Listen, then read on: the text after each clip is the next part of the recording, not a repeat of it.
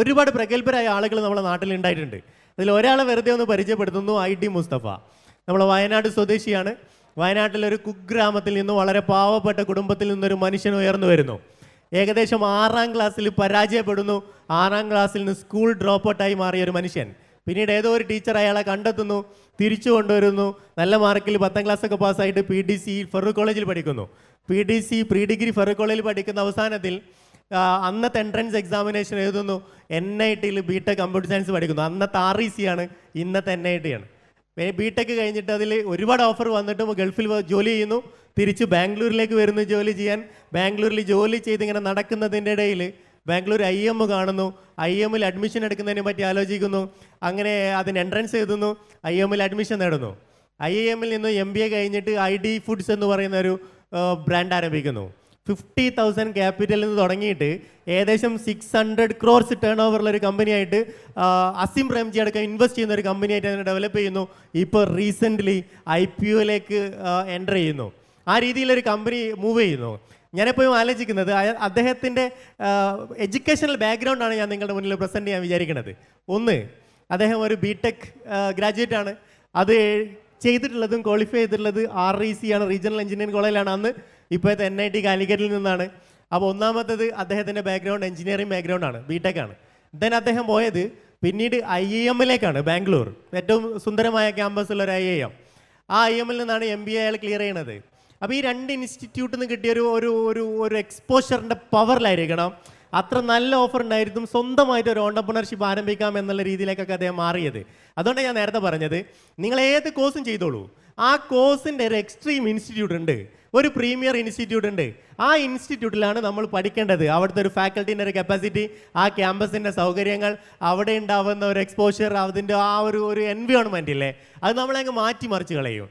അതുകൊണ്ട് തന്നെ നിങ്ങൾക്ക് എത്തിപ്പിടിക്കാൻ പറ്റുന്ന ഏറ്റവും നല്ല ഇൻസ്റ്റിറ്റ്യൂട്ടിലായിരിക്കണം നിങ്ങൾ പഠിക്കേണ്ടത് എന്നാണ് എനിക്ക് പറയുന്നത്. ഇപ്പോൾ ഇദ്ദേഹത്തിൻ്റെ ആദ്യത്തെ ക്വാളിഫിക്കേഷൻ എഞ്ചിനീയറിംഗ് ആയതുകൊണ്ട് നമുക്ക് എഞ്ചിനീയറിങ്ങിനെ പറ്റി സംസാരിക്കാം. നമുക്ക് BTech എന്ന് പറയുന്ന ഓപ്ഷനാണ് മെയിനായിട്ട് നമ്മളെ മുന്നിലുള്ളത്. BTech എന്ന് പറയുന്ന എക്സാം കോഴ്സ് ചെയ്യാം. ഇനി ഈ എൻട്രൻസ് ഒന്നും എഴുതാൻ താല്പര്യമില്ല, അതൊക്കെ വലിയ ബുദ്ധിമുട്ടാണ്, ഇത്ര വലിയ കോമ്പറ്റീഷനിലെ എക്സാമിലേക്കൊന്നും എനിക്ക് താല്പര്യമില്ല, പക്ഷേ BTech ചെയ്യണമെന്ന് താല്പര്യം ഉണ്ടെങ്കിൽ നമുക്ക് എന്ത് ചെയ്യാം, പോളി ഡിപ്ലോമയിലേക്ക് മൂവ് ചെയ്യാം. ഇത് അവിടുന്ന് ലേറ്ററൽ എൻട്രി വഴി നമുക്ക് എന്ത് ചെയ്യാം, BTechലേക്ക് പോകാം. അതും പറ്റാത്ത ആളുകൾക്ക് IT ഓപ്ഷനൊക്കെ ഉണ്ട്. നമുക്കിതിൻ്റെ എൻട്രൻസ് ഒക്കെ ആയിട്ട് ബന്ധപ്പെട്ട് നിങ്ങൾക്ക് അറിയാവുന്നതാണ് ഇതൊക്കെ. JEE മെയിൻ എക്സാം ഉണ്ട്. അത് കഴിഞ്ഞാൽ നമുക്ക് IITയിലേക്കൊക്കെ പോകാനുള്ള JEE അഡ്വാൻസ് ഉണ്ട്.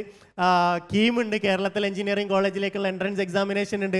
ഇതിൻ്റെയൊക്കെ പ്രിപ്പറേഷനൊക്കെ നേരത്തെ തുടങ്ങാൻ വേണ്ടിയിട്ടാണ് ഞാൻ ഈ ഓരോ പേരുകൾ ഇങ്ങനെ വെറുതെ പറഞ്ഞു പോകുന്നത്. ഈ പേര് കിട്ടിയാൽ നിങ്ങൾക്ക് ഇതിനെ സെർച്ച് ചെയ്ത് കണ്ടെത്താൻ പറ്റുമല്ലോ. കുസാറ്റിലേക്കുള്ള എക്സാം ഉണ്ട്, ബിർള ഇൻസ്റ്റിറ്റ്യൂട്ട് ഓഫ് ടെക്നോളജിയിലേക്കുള്ള എൻട്രൻസ് എക്സാം ഉണ്ട്, വെല്ലൂർ ഇൻസ്റ്റിറ്റ്യൂട്ട് ഓഫ് ടെക്നോളജിയിലേക്കുള്ള എക്സാം ഉണ്ട്, SRMലേക്കുള്ള എക്സാം ഉണ്ട്, ലവ്ലി പ്രൈവറ്റ് യൂണിവേഴ്സിറ്റിയിലേക്ക് എക്സാം ഉണ്ട്. ഇങ്ങനെ ഒരുപാട് എക്സാമുകൾ നമ്മുടെ മുന്നിലുണ്ട്. BTech ആണോ നിങ്ങളുടെ ഉദ്ദേശമെങ്കിൽ ഈ എക്സാംസ് ഒക്കെ ഒന്ന് ക്രാക്ക് ചെയ്യാനുള്ളൊരു ശ്രമം നടത്തുക. എനിക്ക് പറയാനുള്ളത് എന്താണെന്ന് വെച്ചാൽ, BTech ആണ് നിങ്ങളുടെ ഉദ്ദേശമെങ്കിൽ നിങ്ങൾ പഠിക്കേണ്ട മൂന്ന് സ്ഥാപനങ്ങൾ. ഒന്ന് IIT ആണ്, അല്ലെങ്കിൽ NIT ആണ്, അല്ലെങ്കിൽ IIIT ആണ്. എല്ലാം കേരളത്തിലില്ലേ? IIT എവിടെയുള്ളത്? പാലക്കാട് ഉണ്ട്. NIT എവിടെയുണ്ട്? നമ്മുടെ സ്വന്തം നാട്ടിൽ കാലിക്കറ്റിലുണ്ട്. IIIT എവിടെയുണ്ട്? IIIT എവിടെയുള്ളത്? കോട്ടയത്തുണ്ട്. ഓക്കെ, കേരളത്തിൽ പഠിക്കണമെന്ന് ഞാൻ പറഞ്ഞതിന് അർത്ഥമില്ല, ഉണ്ട് എന്ന് നിങ്ങളൊന്ന് അറിയിച്ചത് മാത്രമാണ്. So we have 23 IITs, 31 NITs and 26 IIITs. ഇതിലെവിടെങ്കിലും ഒന്ന് പഠിക്കണം. BTech ആണ് നിങ്ങളുടെ ഉദ്ദേശമെങ്കിൽ ഇതിലേതെങ്കിലും ഒരു സ്ഥാപനത്തിൽ പഠിക്കാനുള്ളൊരു ശ്രമം നടത്തണം. എന്തുകൊണ്ടാണ് IITയിലേക്ക് മാത്രം വമ്പന്മാരായിട്ടുള്ള കോർപ്പറേറ്റ് ക്യാമ്പസ് പ്ലേസ്മെൻറ്റിന് വരുന്നത് എന്ന് നിങ്ങൾ ആലോചിച്ചിട്ടുണ്ടോ? എന്തുകൊണ്ടായിരിക്കും അവർ അവിടെ മാത്രം വന്ന് പ്ലേസ്മെൻറ്റ് നടത്തുന്നത് ചോദിച്ചാൽ ഉത്തരം ഇതാണ്. 10 ലക്ഷത്തോളം ആളുകൾ കോമ്പീറ്റ് ചെയ്യുന്ന ഒരു എക്സാമിൽ നിന്നും സെലക്ട് ചെയ്തായിരുന്ന ആളുകൾ JEE അഡ്വാൻസ് ക്ലിയർ ചെയ്തിട്ടാണ് IITയിൽ എത്തുന്നത്. അതുകൊണ്ട് ഒരു വലിയ സ്ഥലത്ത് പോയിട്ട് ഇങ്ങനെ ആളെ പിടിക്കുന്നതിന് വരെ ചെറിയ സ്ഥലത്ത് നിന്ന് ആളെ പിക്ക് ചെയ്താൽ മതി.